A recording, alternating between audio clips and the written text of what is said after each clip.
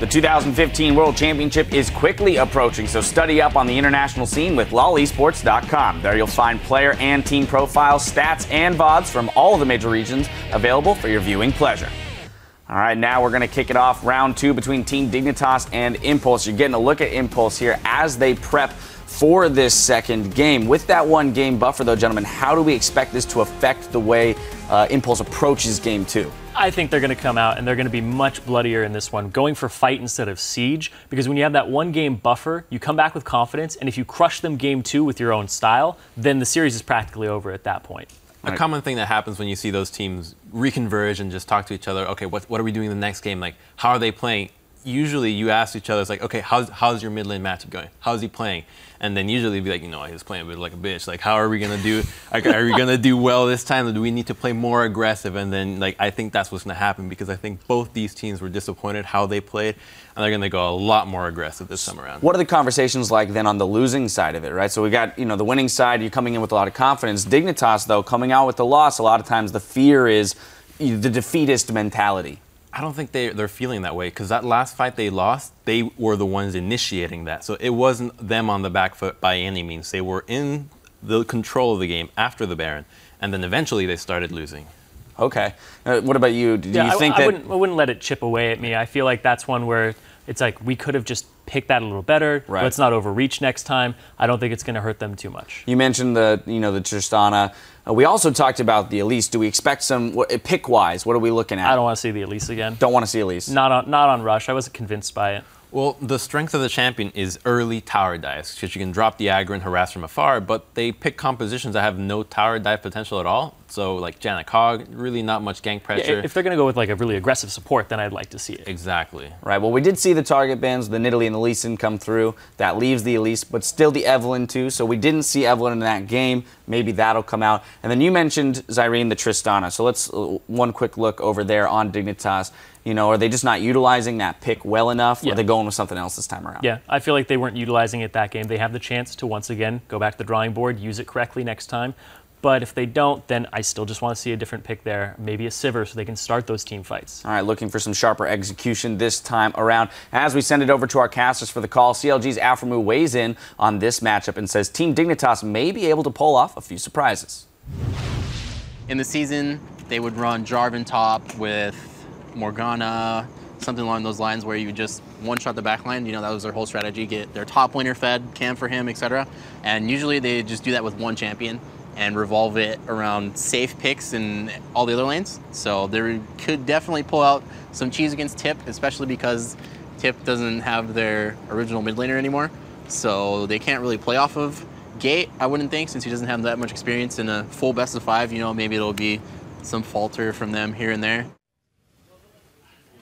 Oh yeah, it's going to be really fun to watch for in a best of 5, especially if we get all 5, all the different things that teams end up trying. He's got to have more confidence after that play. Yeah. You know, game-winning play like that, he's going to feel great headed into game number 2. The other one that I think you can take away from that first game is Helios played a lot better than I thought that he was going to do, especially with Rek'Sai banned. He had a lot bigger impact than I was expecting from him. All right, well, then people showing up in the quarterfinals. Hadn't seen these teams in 2 weeks, and you know, a lot of players played a lot better than we expected. Here we go, back into the game once again. No Maokai allowed for impact. Once again, no Kalista for Core JJ. It seems like Impulse trying to make sure their dual lane can get out of the laning phase happy and scaling up. No surprise here either. The Lee Sin and Nidalee bans worked out pretty well last time. Looks like they will target Rush once again. Well, the only thing is I wonder if they need to burn a ban on Nidalee. It depends how infatuated they were by Rush's Elise, because Helios could always just first pick that away. Yeah, as of right now, though, you know, Sivir and Alistar both find themselves still available, and that could be fairly scary. All right, well, there's Alistar gone. Sivir, of course, could be available if you want to play a team fight comp. You know, the strange thing is, Sivir fell completely through picks and bans last game. Yep. True. Doesn't mean that it's not a really important tool for them to use, though. Yeah, I think you don't ban away these things, take this. something else away. They have to pick this, otherwise I feel like Rush. Yeah, takes it and wins the game with it. Pretty much, yeah.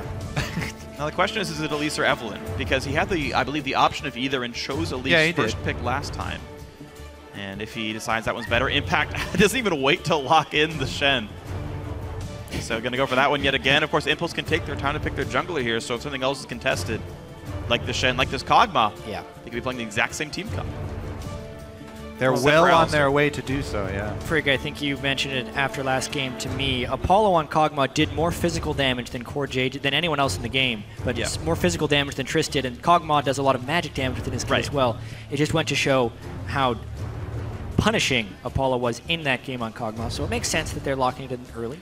Zeke's Harbinger boosts the AP from your Trinity Force also, so Extra value. You get 6 ability super power. duper strong. Now you do 8.06% of your max health. Broken, freak. It's not even the right number. damage. It's like 6.06, but you know what I'm going for. All right, well, so we get ourselves further onto this one through picks and bans.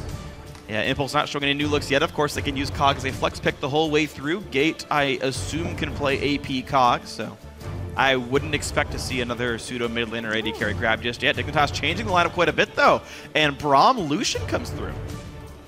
Wow, what an interesting combo here. They do have some poke from Nidalee and anti-poke now with Braum as well.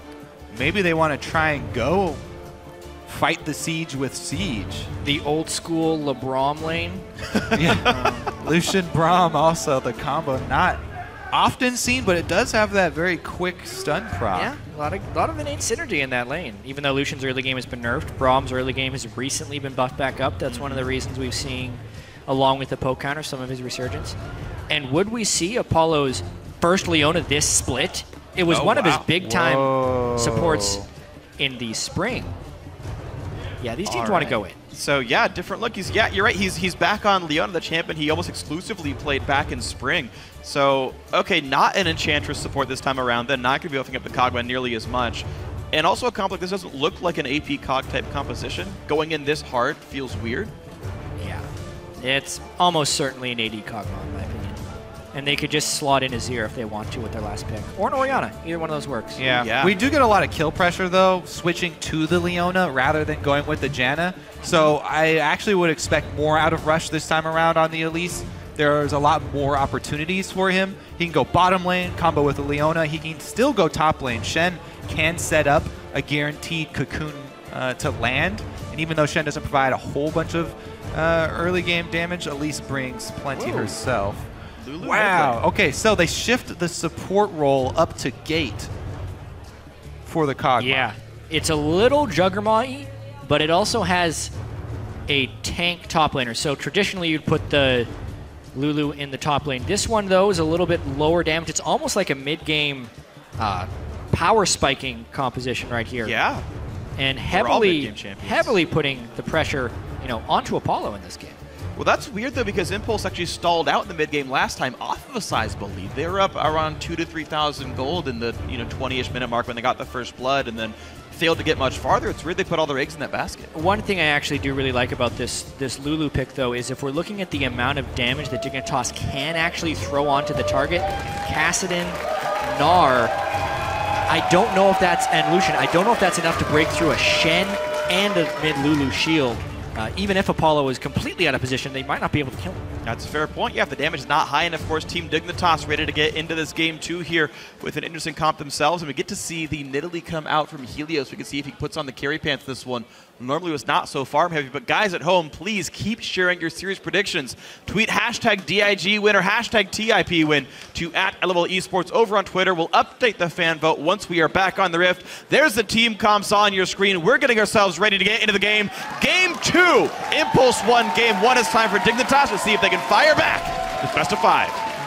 Very interesting opening here because Impulse are bringing a lot more playmaking ability with swapping their support over to Leona, but they are losing out on late game damage because they don't have the Azir to rely on as well as the Kog'Maw. Yeah. So much weight on Apollo's shoulders. All right, we'll see if the team comp can work out here. Rush back on the Elise. Analysts said just that they weren't completely convinced, but maybe it works out a bit better. Shifter, of course, on the Kassadin, set up to do a lot this game, and he says he's got a lot to prove in the playoffs to bring his team beyond. Well, I've been in the scene for a long time. I'm pretty used to the best of 5 format, especially like You know, all the times I've been in a relegation, I've been at those high-pressure situations. So I wouldn't say I'm nervous, but I think I just, like, I have a lot to prove, I guess, as a player, because I've kind of fallen off the radar as like a top mid laner in NA. So playoffs isn't just an opportunity for me to prove that, you know, Dignitas is the top team in NA. It's just an opportunity for me to prove that I'm still a top mid laner in NA as well. Uh-oh. Oh, Core JJ caught out. And the Braum Q misses as well, but looks like there's not quite enough auto attacks down.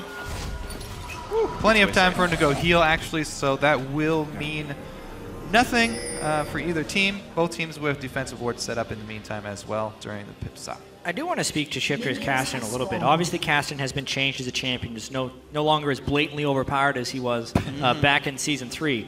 But it had been one of Shifter's best champions by far back then, because when he was on Coast back in the Challenger Series, they won pretty much every game he played Caston. He had decent enough lane pressure.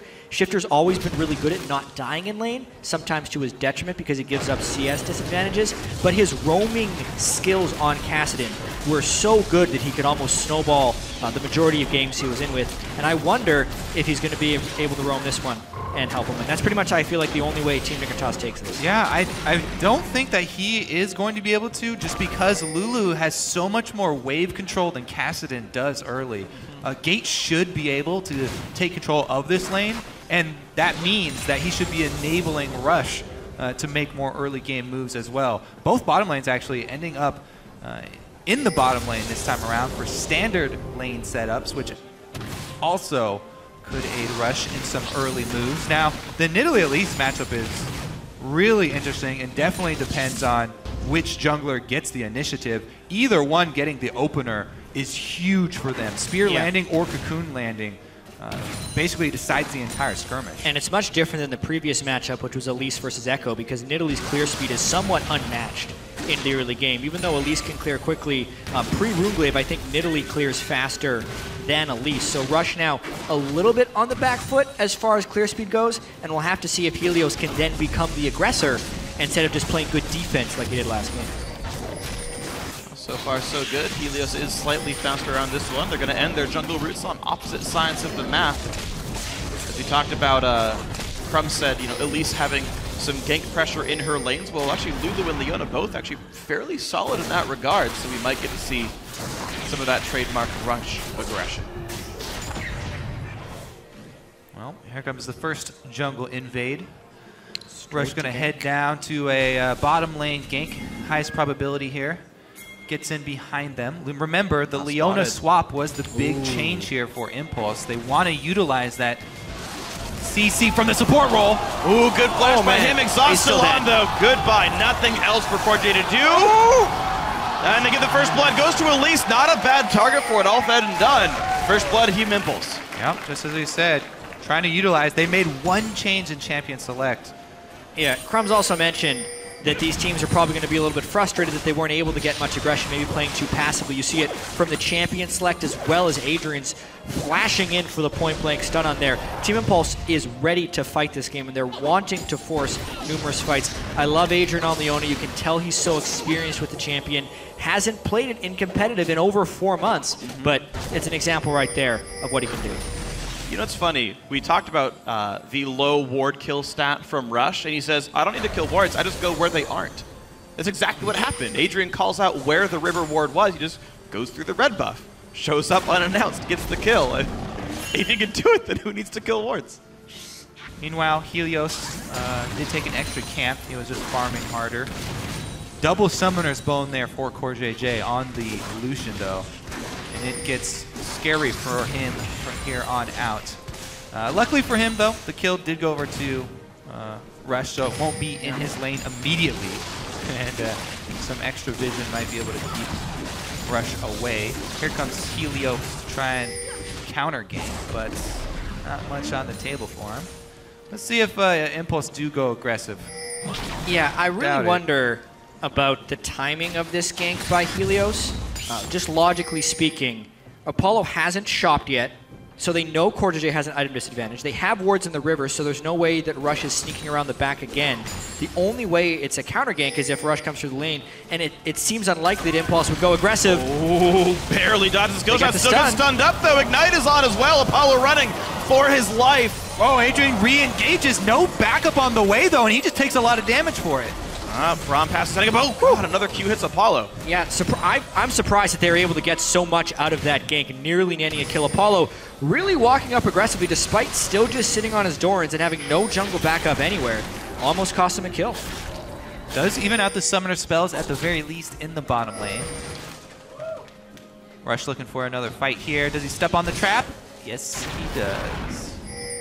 Usually, if I step on a trap like that in an enemy jungle, I start running immediately, because you never, because he has no vision. The spear could come out of anywhere. He was in human form as well. No spiderlings to block it, but the spear does not land.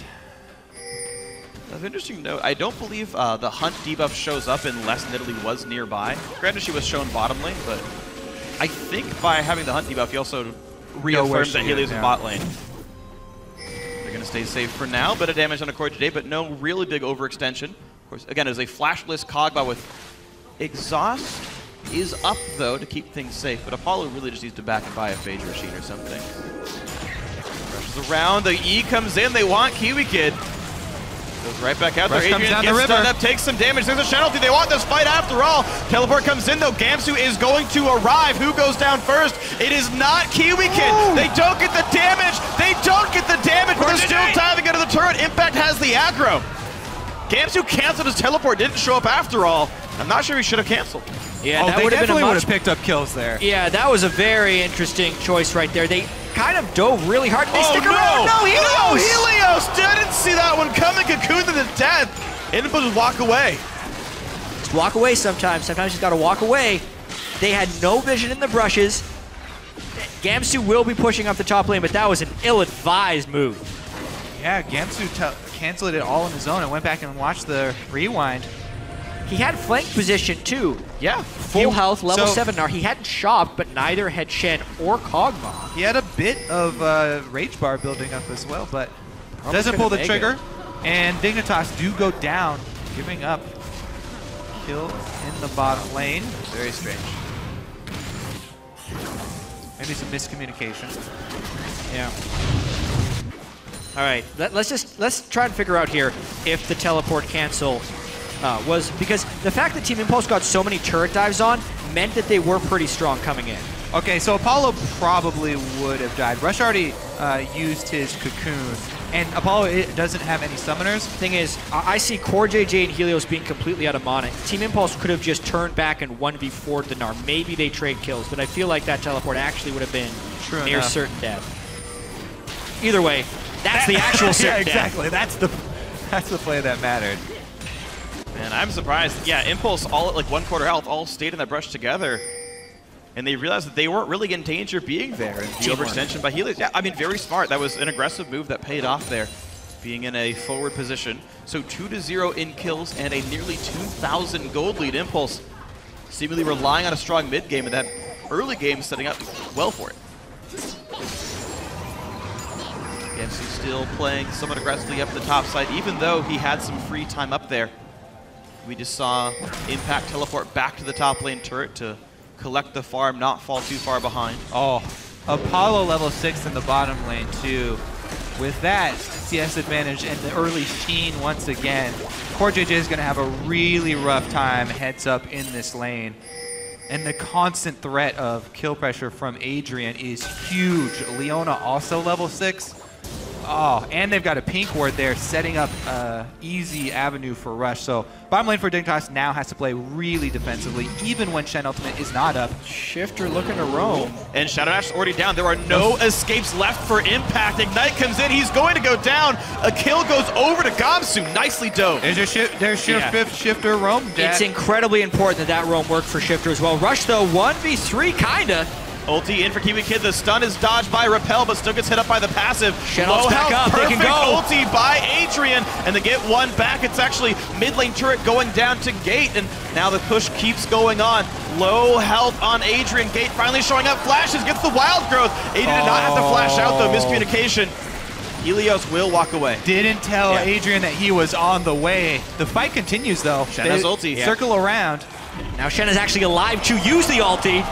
There's the teleport, does get canceled again. But now they can dive, because it's a 4v2. That one he should have completed. Pressed the button in the first place, but he's going to cancel right away. Nowhere to go. Helios gets taken out by Gate. Assist goes to the Kog'Maw. Quarterfinals for certain dead. Tries to get some damage. Does not quite kill off Apollo. It was close, but a double kill for Gate.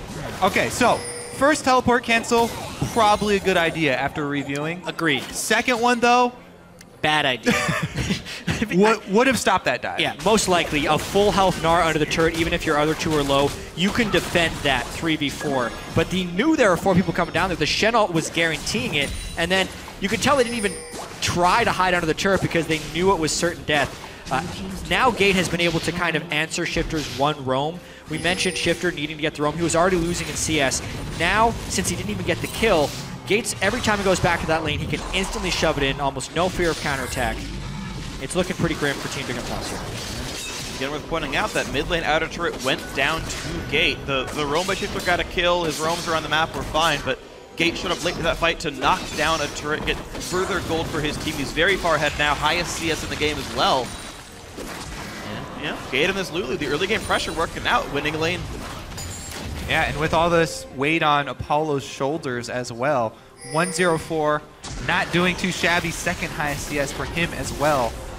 Everything going really well for Impulse in the early stages.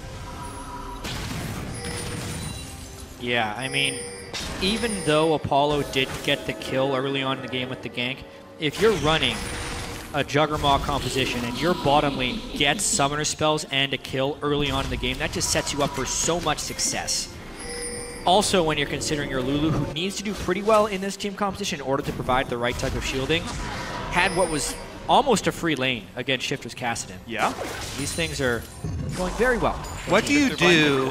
What do you do as a brutalizer Lucian against Trinity Force completed Kog'Maw? He activates W and 2 hits and you forces you out of lane. Yeah, run away. You're one ult lands swap? on your head and you gotta like, run for the hills. This is what happens at AD carries because BF Sword costs so much money. You just get really bad recalls sometimes. Core's first recall, pickaxe, that's acceptable. So it happens, whatever. His second recall, longsword, and he's like, well, now I'm screwed. No, his first recall was longsword because he died. Oh, it was that early? So he was almost trapped into this build a little bit if he wanted to go that direction. Well, it is attracting a lot of attention from the junglers, both revisiting the bottom lane, and they should be able to at least clear out pink ward vision in the tri-brush. It's also a little mind game trick that you can have, doubling up pink wards and green wards in the same spot. Oh, yeah. If someone clears a pink ward, they rarely think that you have also green warded there. So if you really want vision on a place, drop 2, and people will usually not sweep it as well. All right. Well, Dragon number 1 goes over to Impulse. Slightly early smite by Rush, but shouldn't be too bad for him. Apollo actually still sitting at 100% kill participation for the series. He's 15 of 15 so far for Team Impulse, highest, pretty good, in the overall series as a whole. 80 carry picking up pink ward even. Yeah, making up for Rush. Somewhat of a rarity actually having 80 carries pick up pink wards. Most AD carries have under 10 pink wards purchased on the split in North America. That's horrible. Yeah. Even I buy more wards than that. I mean, they place wards, just pinks, not particularly. I've seen Sneaky sell his boots to buy a pink ward, so that is commitment. I remember when Krepa was here last year, he yelled at AD now that I say that, I remember you. looking at the stat. Now that I say that, I'm not 100% sure. Okay. So I will check after this game or have someone check for me during the game and confirm that stat. Sorry, guys. It's okay. If it's right, then I'm not sorry. Sorry, not what sorry. What kind of Canadian are you? All right, Jack. Sorry. Well, Team Impulse not feeling sorry about this one, though. They bet in the mid game, and it's actually going quite well for them here. Gate still feeling solid on Pool Party Lulu in the mid lane here. The roles get swapped around, though. Bottom lane outer turret's already dead, so let's go send the Wrecking Ball of Apollo to the top side here. Trinity Force plus some attack speed. Yeah, it's not just him either. They're sending backup in the form of Rush, just in case. Every time this bottom lane pushes out, Rush comes through for a lane gank as well. He's again going for Rileys. It's a giant spell plus an amp tome. Yeah, it's that strategy of I bring so much power that we're not afraid of a counter gank. Yes, we don't have a defensive support. We have a low mobility AD carry, but we send so much and front load the power up to the top lane here. They're just going to bully off. That's a Dignitas. Nice job. He's going to get 2 men stunned. Shenalty popped in. Here we go. It's a 4 versus 3 right now. Slow only lands on the Kiwi Kid. Rush has aggro still. He can't Rush is going to die for this one. Gate did it. Okay, he's fine. He got a summoner heal. Apollo does everything for this team. The cooldown is still substantial on his transformation there. Can't come out of spider form and go right back into it to repel. This is such a tanky Team Impulse team. The Shen, the Leona Armored Magic Resist, the shields they can get from Gate, the Cinder Hulk Elise that has an early giant spell. They just manhandle, brute force that. That was not clean by any sense. They got 3-man Gnar ulted, they ate most of the Nidalee Spears, and they get a kill. YOLO, you can't do enough damage to us. QuarterJ's the wrong side, and Shifter is just small. He's not a pretty much 0-stack Rod of Ages. Now Impact just gonna, is he taking damage? I don't think he's taking damage. QuarterJ gonna flash the wall. Make sure he goes like far enough down that he can't miss it. Yeah, to add insult to injury, QuarterJ sitting on 1,700 gold, so definitely not strong enough to fight the level 11 Shen. Yeah. PS would have helped some, but now Gate actually putting some damage on Shifter. Impact just brings so much map control to this team. Yeah. Constantly swapping back and forth between the side lanes. And Gamsu has had a really difficult time keeping up. Second guessing his teleports. Yeah. Not the best communication. Impact not hesitating though, instantly ulting up to top side and teleporting back down bottom to catch the wave. Yeah. Second time he's done that. It's why top laner Shen still does bring teleport. Just the map mobility matters that much. So solid stuff by the Impulse lineup. Impact's just fine playing a supportive role. Letting someone else deal the damage, and it's working out here. Looking very solid into game 2. Rush even picking up Sightstone. Playing a more vision-focused game. Playing a Cinderhulk champion and doing well on it. Yeah, he builds up this huge health pool really early. With the Cinder Hulk and going straight into a bunch of health items, that just looks really intimidating. Sometimes even if you don't have the resistances to back up your health, having that many little bars on your health bar dissuades people from focusing you, just because they think it won't be worth their time, even if they can cut through low resistances.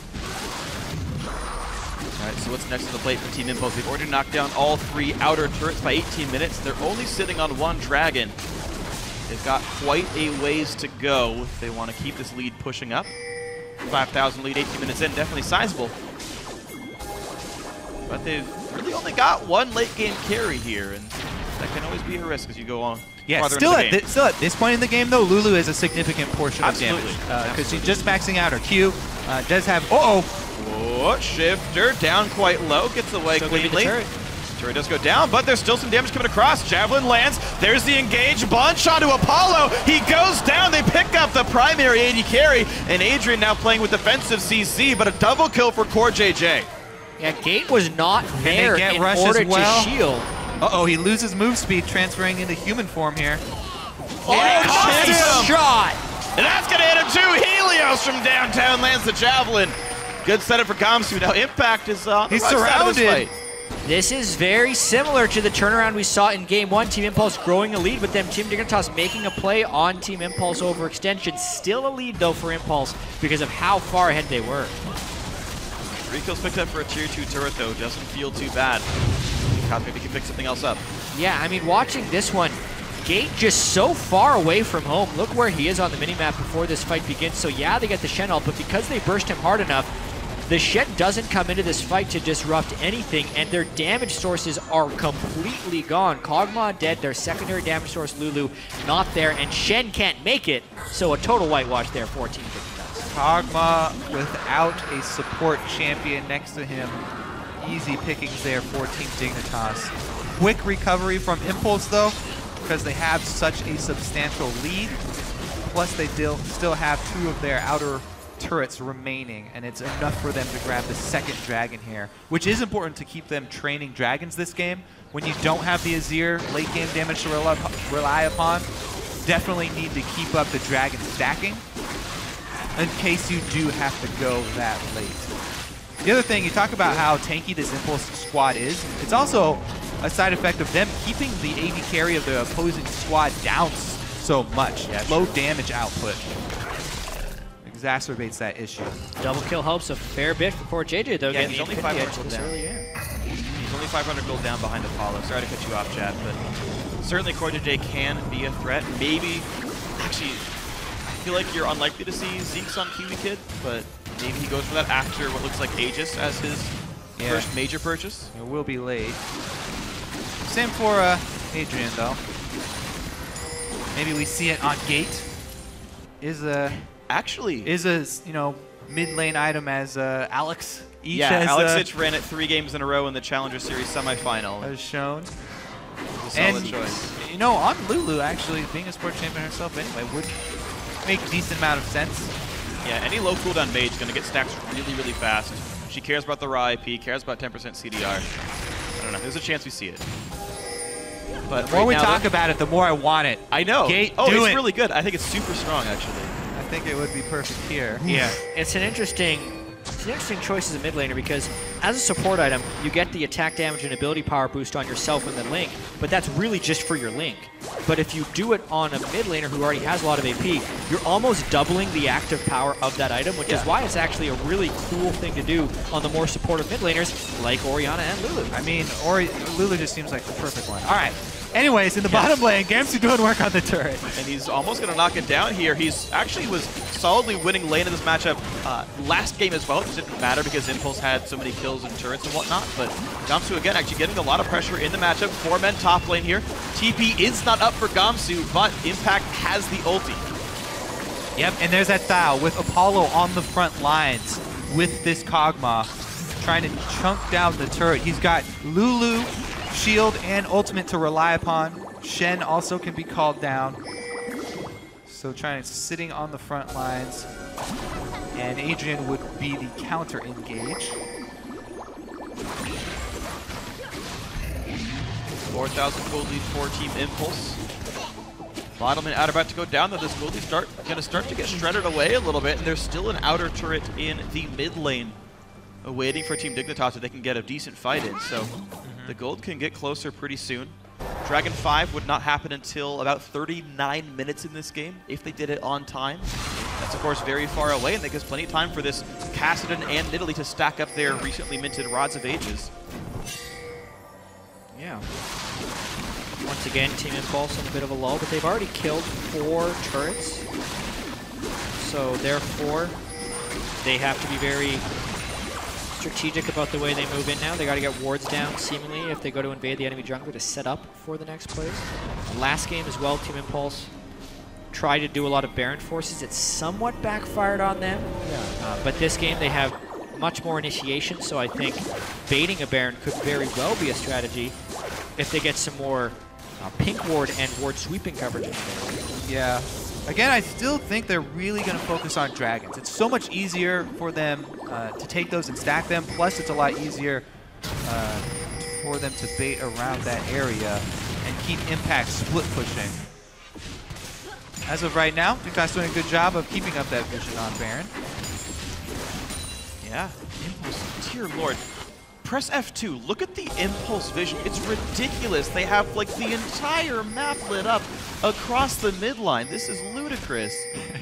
What happened to Impulse? I've never seen these many wards. I think this is like they're as many as they bought for the entire season. Like, well, that's definitely that's slight hyperbole. Not true. But in a single game, it would be interesting to check. We'll have to get the numbers on that for sure, at least per minute. The ward pacing, 2 upgraded trinkets in their soul lanes and 2 sight stones on their jungler and support. So really maximizing how many wards people are doing. Definitely 4 people on in this game capable of hitting ward cap the entire time, just based on their items. And I think Apollo's going to do the same route. He has not gone blue trinket because he's Kog'Maw. You might as well just press R instead. This is one of those champions you can just go for a warding totem, and they could overkill on wards. Only 2 sweepers though. Mid lane under fire. Kiwi Kid able to get away safely. The problem is there's no ranged stuns that aren't Rush's Cocoon. so picking people off requires a pretty big commitment.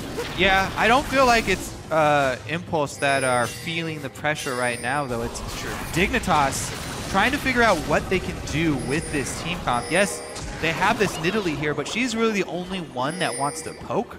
And they're really heavily relying on a game-changing ult from Gnar. They need Gamsu to actually win them this fight by getting not only Apollo, but Gate in the same Gnar ultimate. That would delay the ultimate from Gate and give them an opening to try and burst him down, you know, cast it in to get in there. But they have a lot fewer tools, Team Dignitas, this time around. Gamsu's been doing a lot of work in the split push game. Now, as you mentioned, the team fight's happening and the Dragon coming up. It's time for him to roam down. He does a nice job just zipping down there. Impulse are actually just waiting for Dig to start this up. They've got the Shen ultimate ready. They can just Rush would engage have them to in the pit. There's the Shen ulti in. Can they make this fight happen? Rush wants into this one. 2,000 health on Baron. Dragon Star, and the fight begins. Two-man Glacial Fissure. Nice kiting by Team Dignitas thus far. Agent loses a lot of health down to 1K. Does have Solar Flare still. Gnar ulti, Mega Gnar down. Mega Gnar running out though, so yes, they were able to use a really good Braum Lucian combo there. Rush gets scuttled. Now they've got the Kog'Maw poke. We'll see if they can dodge Nidalee. Helios actually low on mana. They just level up. He's got no mana regen because his Rod of Age is not a tier. Yeah, I didn't really like that Shen ultimate on Rush either there for the initiation, but it's not going to matter here for Impulse. They've got mid lane pushing as well with Gate shoving it. Yeah, I wonder if they just... Rush going to stick around at They Dragon. go to both. They make Dignitas respond. The flash stun, they get Helios. There's the ulti. What a beautiful pickoff. Apollo gets the kill. Into the back line goes Shifter, but there's not enough damage coming through. He survives with the face, the mountain shield. Another catch on to Gamsu, down to half HP. Rush still around, looking for a bit more. Two-man Gnar ulti buys some time, but Dignitas forced to run away. They lose 2 kills. That is a Dragon or something for Impulse. I think they're going straight for Baron. Yeah, straight for Baron. That initiation was just so cool from Team Impulse. Flash Cocoon into their second range stun on their team, the Leona ult, and just chaining it straight onto Helios. Once that happened, the fight was mostly decided. Great play by Apollo as well to focus damage on. They are going to lose out on the Dragon here, maybe though, because Gamsu was able to use his teleport to get down here. They will interrupt the Dragon training, but Baron buff is going to be such a big tool for them to push down some of these secondary turrets. Impulse trying to actually catch this wave in the top lane. I think they get it. Without even having to go back. They do have teleport still on impact. Yeah, I mean, they saw Core and Gamsu take down the Dragon right there. They know these guys will not be here in time, home guards or not. So, turret number 5 for Impulse. Yeah, so let's talk a little bit more about Elise. People have been discussing, you know, what exactly made her so strong. You know, and of course, in the last patch, she got a whole bunch of different little buffs. Yep. But one of the biggest things to me that I realized when I started picking her back up again is one of the previous buffs that she got several patches ago, where the speed, missile speed on her Cocoon was increased from 1450 to 1600. You cannot dodge that unless you're really quick on your flash or you're scripting or something. So the flash and Cocoon here from Rush, as long as you have good aim, it's extremely difficult to dodge those Cocoons now. With that missile speed buff still remaining, plus the addition of all the extra damage buffs that she's recently gotten, and the duration increasing, that initiation there was beautiful from Impulse. Rush and Adrian combining. And nicely done, Impulse, the mid lane, the mid game power, almost 7,000 gold ahead here. Baron buff on. They should be getting at least one more turret here. It'd be surprising to not see more. Got enough shields to give to the Kog'Maw. Yeah. Leona may not be able to keep people alive that well, but Face the Mountain helps certainly a little bit. Plus the Age is probably going towards Locket. Provides actually about as much health as the Janna would. And Team Impulse hitting a pretty powerful point right now. Void Staff obviously on Gate as well. They're going to be trying to seed this up. This is one of the hardest turrets to defend. One hit on that turret, the shields are gone. Also, it opens up for some pretty dangerous flanks. If Rush wanted to go in that way, he can also buddy up with Impact. With that being said, Dignitas is not even trying to defend that turret. No reason to try here. Inhibitor turret's much more likely to be defended. They're going to set their defense up. How much damage can they do? Apollo actually going for the enemy champions, but mean, they didn't even have Caston there at the start. They're getting the whole thing right now, and the fight! And it's gone, and there's the stun, and there's the engage. Kiwikin buys a bit of time, jumps away, actually will survive for now. And there's a Gnar ulti, they catch Apollo. Is the burst enough? He's trying to get away. Lulu ulti catches herself, actually, not the AD carry, but there's still some follow through. One kill traded on both sides. Shifter gets out, Core JJ does not. And a Glitterlance long range picks up the second kill of the battle. Inhibitor's open, Inhibitor's there. Wow. In that fight, Adrian stunned Shifter after the ultimate and before he could get off his Force Pulse to follow up the Gnar ultimate. He was on that, knowing what was going to be coming in. Team Impulse with 2 dead on the enemy side are really looking to push this one for a fast win. Going to be an Inhibitor and now a Nexus turret going down. They're staying in the 4 versus 3. They're missing Rush, but they don't seem to care. The engage on a Kiwikin, but no! Apollo gets the Rampage, but the kill still goes back to the other support. Gate dies for this one, and an over-aggression maybe? Only Helios left alive, 1 versus 2. There's minions here, but there's so many respawning. Apollo's going to die for this one, and Tech's going to be next. And yes, an overdive by Impulse. They should get this kill. Can he dash over the wall? It dashes up now. Yep. Gets away from the slow. Good. But he doesn't run as fast as these guys. They've got move blocks too. Run away from the brush. Oh, the slow's in. Yeah, he's going to get the speed boost too. Yeah, Mercury Tread's reducing the duration of the slow. He can. Another no wall! speed boost there. Dashes up, dashes up. He can get over this one. He's fine. All right. All things said and done, a 4 for 4. I believe, but many turrets picked up the Inhibitor as well. Impulse, of course, far in the lead. Base completely broken. Apollo builds from a pickaxe to an Infinity Edge after that fight. Love it. So he got a little bit stronger based on the results of this one. Yeah, I mean, this was just Team Dignitas being out of position at the very start. Caston was hoping for a flank, but no one was there to defend the turret. And here's the interesting thing. Gamsu was hoping for an Gnar, actually gets a pretty good one. And watch the follow-up. Shifter goes in, and Adrian's like, what you gonna do? Instant stun. Gives Apollo time to flash away and delays enough for the Lulu ult to come in. That was even the exact Gnar ultimate that I was looking for, onto both Gate and Apollo. But the damage wasn't there to immediately follow up, and Gate was able to get his ultimate off on Apollo, then the Shen ultimate off was on Lulu, so nobody was really in danger there. It's just too little too late for Team Dignitas. That was even with a lot of stun stacking, a lot of crowd control stacking them from Impulse, as the Cocoon and Taunt and Leona all hit at the exact same time on Kiwikid, the least ideal target. What? They still came out ahead. Well, Apollo gets to run fast. Oh, Shifter! Taking so much damage trying to run away, but the chase is back on. Shen ulti comes in, gets a stun onto Gamsu. It's a pretty tanky Gnar. Top Flash comes in, doesn't catch much though. Tags Helios. But it doesn't matter, it's a Summoner spell down. But keep in mind, bottom lane Inhibitor is dead, there's minions flooding in, and mid lane itself can now be pressured. Paul's diving a little bit hard right there. See if they can get in to defend, to push this Inhibitor, but I feel like they're far enough away from base and invested so much in that they're probably just going to go prep the objectives. Yeah, I mean, Dragon's up in 30 seconds, so clear some of this blue side and head on over there. Inhibitor will still be down. Super Minions will march into the base and keep Team Dignitas occupied. All right, so no big rush in this game for Team Impulse. They could have gone really greedy, look for the mid lane. They choose to, as you say, play for the objectives, play for things that are a bit more secure. Dragon 3 on the field of 6 seconds. A couple of recalls come through to buy their last few items, but this might be the attempt at a game-winning push now for Team Impulse. Red respawns. They just saw the blue away. Look at the red now as well. And now Dragon's up.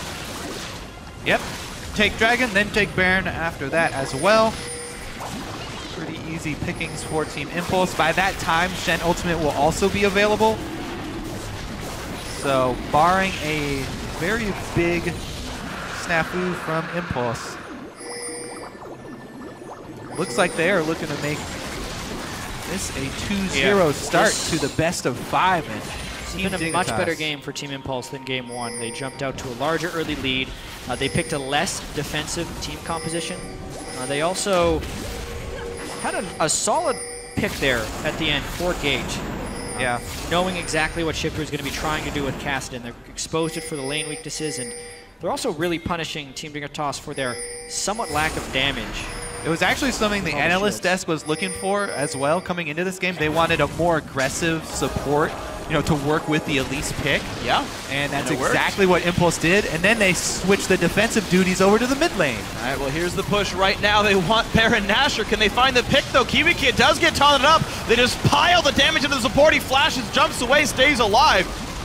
And actually, the support will live, all said and done. The re-engage, a bit of slow from Gamsu. Yeah. Dignitas just stopped the Baron. There's one thing Team Dignitas has done well this game. It has been kiting at the front end of team fights, but it's the re-engage that seems to be crushing them again and again. Rush with some flank position. Here's a re-engage. And Core JJ slowed down by Chilling Smite, slowed down by Rylays, can't get away. A solo kill for Rush. That could be the game-winning pick. Out goes Shifter, slowed down, runs away, Rift walks as well. So that's going to leave open space for Baron Nashor. No teleport for Gamsu, no AD carry, no mid laner. It's theirs. Yeah, so a nice job of Team Impulse not really committing to the Baron, knowing they had a lead, and peeling off the communication, which has been one of the Achilles heels for Team Impulse. Most of the split seems to be pretty clean with Gate in the lineup in these few games. Now they've had the 2 weeks of prep time with him for scrims. It's looking pretty solid for Team Impulse here. Even his individual performance Has improved. Yeah. That was also one of the things we were looking for coming into this matchup, though. Shifter, one of the least punishing mid laners to play against, if not the least punishing, always, aside from a few games, having a negative CS differential at 10 minutes. It was definitely the case in this game, with Gate having an advantage over Shifter. We did see Dignitas changing their style up a little bit, though. I said, okay, well, Shifter, you played a hold the line default mid laner, just fighter guy and playing Victor. Now let's go for Cassie, go for the heavy roamer, go for the big plays. Yeah. Go for a skirmishing bottom lane as well, so they can really scrap and find some picks. That, unfortunately, did not work here for Team Dignitas, but now the battle will resume. No Lulu yet in this fight. The battle begins. Rush knocked around a fair bit. Agent also taking a bit of damage, but still there's plenty of durable tanks to buy some time. Gate has joined the fight. Ulti knocks up a few, and one kill already comes through. The kill goes for Agent, now one for Apollo as well. The chase down continuing a Shifter. Also going to drop a double kill for the Kog'Maw. 3 picked up. Into the base they go. This should be the game for Team Impulse.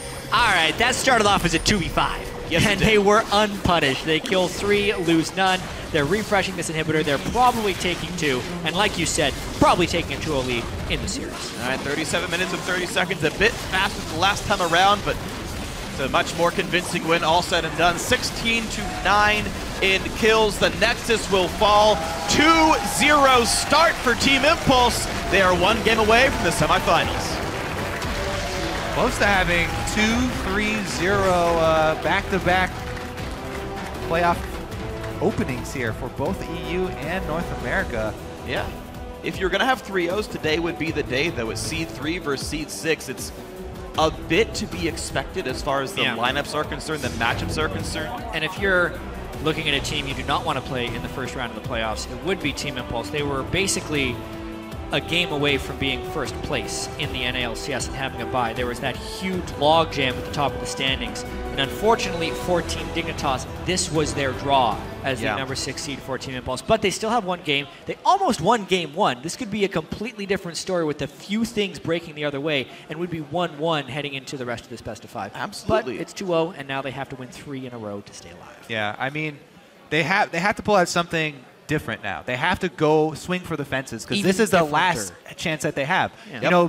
They were able to get their victory over Team Impulse with Gamsu on Hecarim, smashing and just taking over, carrying the game. He can also do that on Jarvan. Maybe they throw him on some AD top lane pick that's going to be able to take over, and they focus a lot of resources to try and get him ahead. Or maybe they go with one of those double teleport team compositions that they've also been able to use. Well, you actually saw Impulse ban Twisted Fate in this game specifically, actually. But you're right, like Gamsu's actually been winning lane. Early game leads have been going back and forth, but Gamsu's been consistently ending up ahead of Impact. So if he can get one of those matches where he can take over the game by himself, then you're right, that might be good for Team Dignitas. We'll see if they can do that and change gears over in game 3. But for now, going to send it over to the analyst desk to break down Team Impulse 2-0 start. Thank you, gentlemen. That game was a little bit more one-sided, I feel. We saw a much greater lead earlier in the game for Impulse. There was a couple falters. Dignitas almost clawed their way back into it at one point. But I feel some of those, that early lead came from some of the adjustments we saw Tip make in Champion Select. Yeah, I love the Leona, the aggressive support paired with the Elise. I said, if you're going to pick the Elise, like I didn't want to see it again, but if I was going to see it again, I'd want to see it with that aggressive support. So I like that adaptation.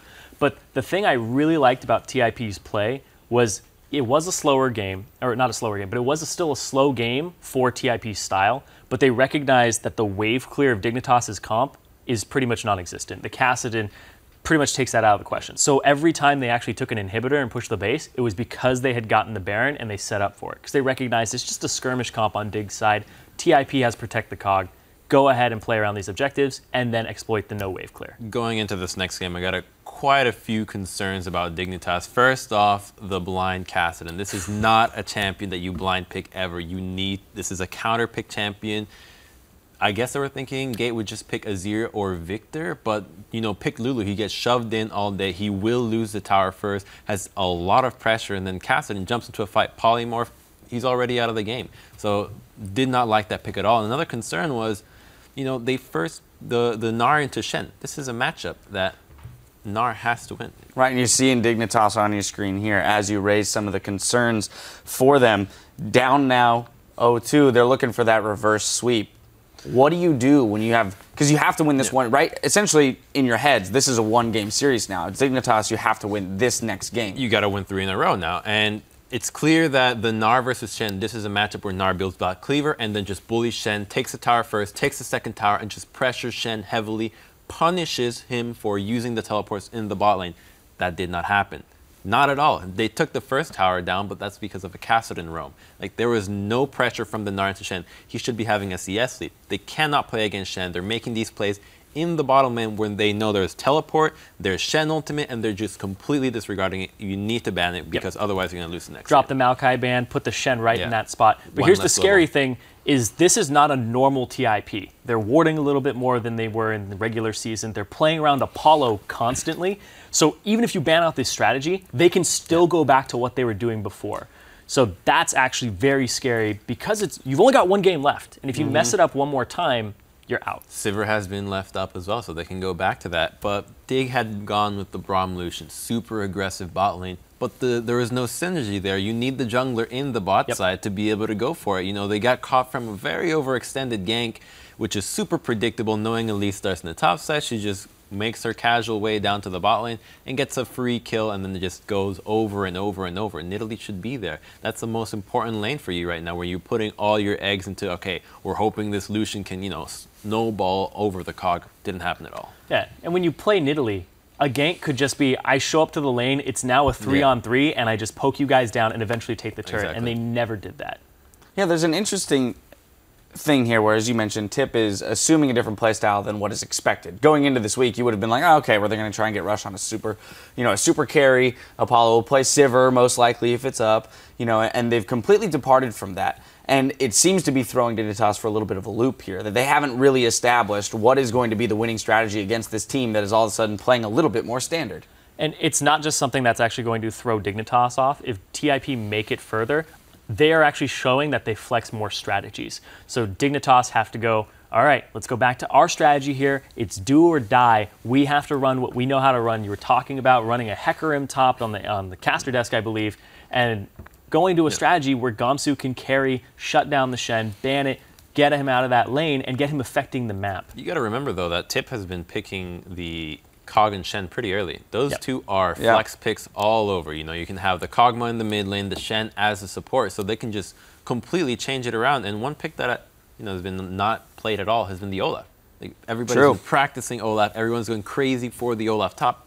Hasn't been played. Not sure why. It does well versus Shen, does well versus Maokai, does well versus Gnar, good versus Elise, Leona, and all this kind of stuff. And if we need Gamsu to carry, I'd like to see him go to that pick. Yeah, Kobe also mentioned up there on the desk, although it was banned in this most recent game, the TF option for Dignitas. If you are looking at, the effectiveness of the Shen, which is that he can TP twice, essentially, to a lane, and how Impact is able to out-pressure Gamsu in that arena. If you can find another global, if you can get Shifter onto that other global, let him affect the other lanes, that might be, you know, an area of attack. So given that we go back to blue for Tip and Dignitas on red, Tip didn't ban the TF in the first game. That might be available to them this time around. I think that for Dig to win this third game, they really need to just look for the first game and what happened in this one. The second game, they misplayed the lanes. They didn't account for rush, just flat out lose lane, have poor picks, and then you can't really come back if you have no wave clear to stall the game out. So the first game, they did a much different thing. You know, you go for more late game scaling, you got a lot of team fighting potential, and you have really good pick potential with the Echo Stun, with the Alistar as well. So why not go back to that? Like, you're gonna have to do it and just go for a lane swap again. I think the lane swap was really a good thing for them, because what happens is when you create the lane swap scenario, you create usually 2 long lanes, and then everybody can shop and has an influx of wards from the gold, which allows for a lot more safe play. So if you have lane bullies after the lane swap is over, then it becomes very predictable where the junglers are going to go, and you can just maneuver your way around without really worrying about rush ganking your lane. Dignitas has a lot to consider going into Game 3 here. Team Impulse are just 1 game away from closing out the series and securing their spot in the semifinals. We'll be right back with Game 3 in just a few minutes.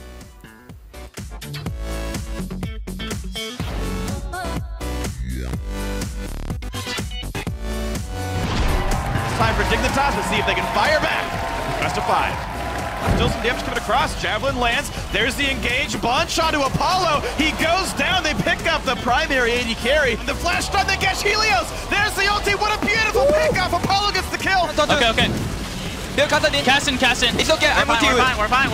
Yeah, I'm with you. They might go me. They're going to cast it. Bye, with you. Gate has joined the fight. Ulti knocks up a few, and 1 kill already comes through. The kill goes for Agent, now 1 for Apollo as well. The chase down continuing a Shifter. They are 1 game away from the semifinals.